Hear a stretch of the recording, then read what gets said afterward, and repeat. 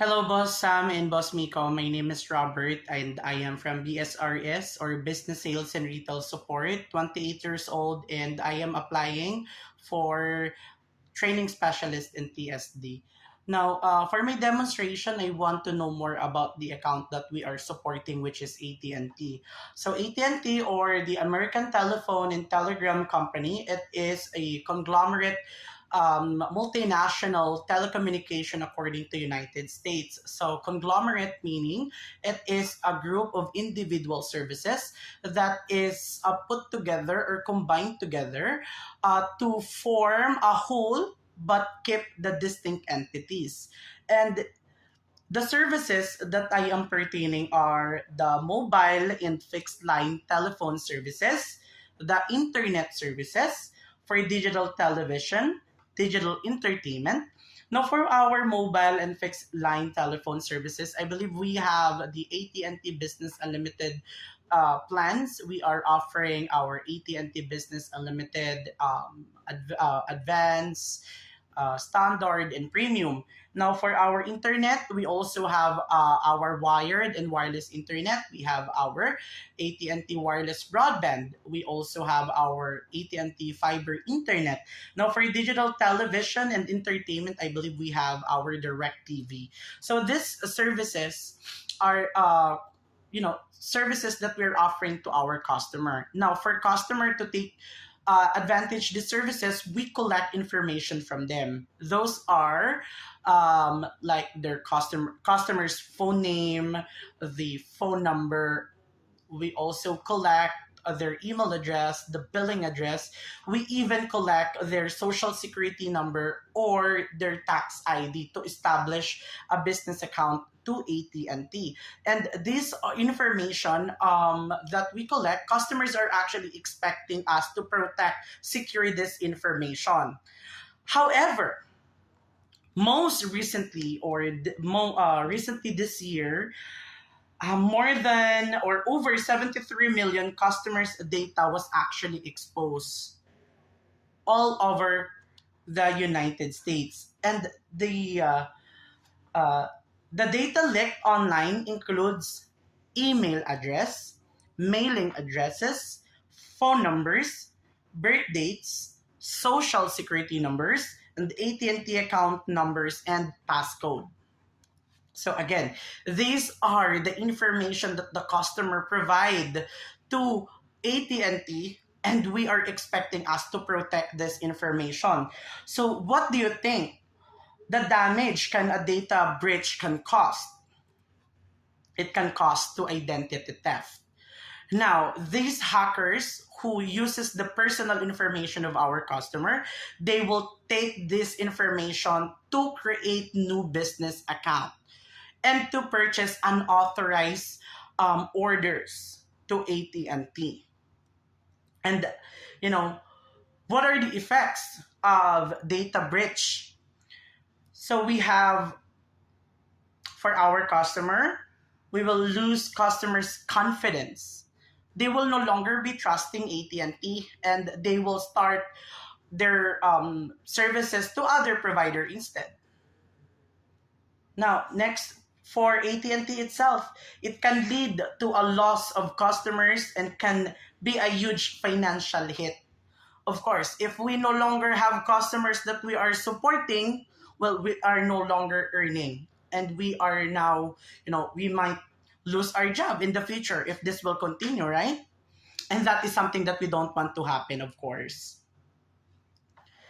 Now, for us to make sure that the account is properly verified, we have our verification or authentication policy to follow.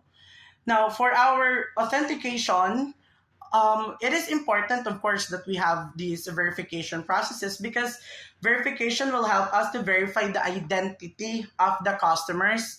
Now, we can easily determine if the caller is, unauthorized account holder, or they are just a fraudulent activity trying to access customers' account. We can also help the customer to protect sensitive information, just like I have mentioned earlier, the social security number or even the tax ID. So if we can be able to determine the identity of the customer, we can prevent fraudulent activity, of course. Now, if we stop this fraudulent activity on the account, well, it will help us to enhances the customer's trust to AT&T. Now, we have our main tools to use in assisting customer in verifying the account, and that is through our Assist Edge. Now, there are three information that we need to collect for our caller, and these are caller's name, wireless number, and the business name. Now, if the caller, so if we are going to verify first our fan contact. Okay. Now, for our fan contact, we have to determine, because again, earlier we have already asked the name of the caller, right? Now, asking the name of the caller, we can be able to easily determine if the caller is listed in Assist Edge as day-to-day, a decision maker, telecom manager, or authorized order placer. Now, if the caller name is not listed on that fan contact, automatic that is an end user. Now, for our verification, since we determine if the caller is a fan contact or an end user, we can easily ask the fan pin or the end user pin. Now, for our if the caller said that they don't have the fan pin or the end user pin, nothing to worry. We can still continue to assist the customer. Now, what we just need to do is just to inform the customer that we need to follow or we need to reset their fan pin or their end user pin. And we need to verify or we need to get the full account number. Now, I don't know where is my account number. Can you help me to locate my account number? Of course, we have the option in assisting the caller where to get their account number.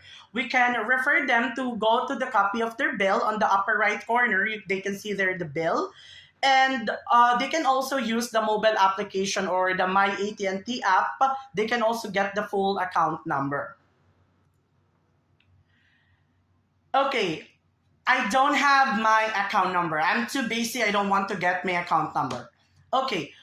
Should we refer the customer to go directly at the AT&T store? No, of course. We will still assisting the caller by sending the one-time PIN. Now, in sending the one-time PIN, we can be able to send it via Assist Edge. Now, if the one-time PIN is ineligible to be sent or if we cannot be able to send the one-time PIN via Assist Edge, we can use our Telligence. Now, if Telligence is also done, we can also use Care Now. Now, if Care Now is also not working, we can use Torch. Now, we can after verifying the one-time PIN, we have to verify the last four digit of the IMEI or the ICCID number.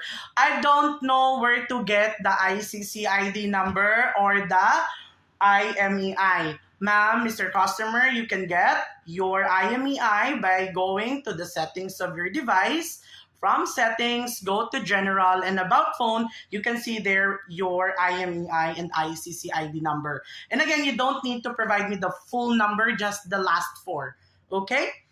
Once the last four is verified, well then the account is already, the caller is already verified. Now, if the caller have the full account number, well then what we need to do is to verify first if the account number is correct, of course, and then if the caller provided us the correct account number, then we need to send the one-time PIN. Now, the primary tools to use again in sending the one-time PIN is our Assist Edge. Assist Edge, we can also use Telligence, Care Now, or Torch. Just if in case the previous or the other tools are not working, okay, we can use the other one. Now, for our next process, we can now ask the customer or the caller for their 5 to 7 digit PIN or the end user PIN. So again, what's the difference of the fan PIN and the end user PIN? The fan PIN can be used for all account holders listed in FAST or in FAN. Now, for end user, these are a PIN code that an end user can be used to access the account. Now, for FAN PIN, that is not less than 5 digits, not more than 7 digits. For end user PIN, that is not less than 4 digits, not more than 8 digits. And not repeating and not sequentials. And both pins are only assigned to the customer that we are assisting. It cannot be shared to any account holder listed in the account. Okay? Now, for our non-fan accounts, we have to ask the caller if he or she is the one who's managing the account. If the caller confirms that they're the one who's managing the account, well, then we can be able to ask for the ban passcode. Now, if the customer cannot be able to provide us if the caller can provide the ban passcode, we can go ahead and continue to verify the account. Now, for the non-fun without the ban passcode, well, we need to send the one-time pin to our customer. So primary tool still is Assist Edge, Intelligence, CareNow, and Torch in sending the one-time pin. And then we'll also verify the last 4 digits of the IMEI and then the ICCID number. And after that one, the account is already verified. So if the account is fully verified, we have to provide the CPNI if necessary. So what is CPNI? CPNI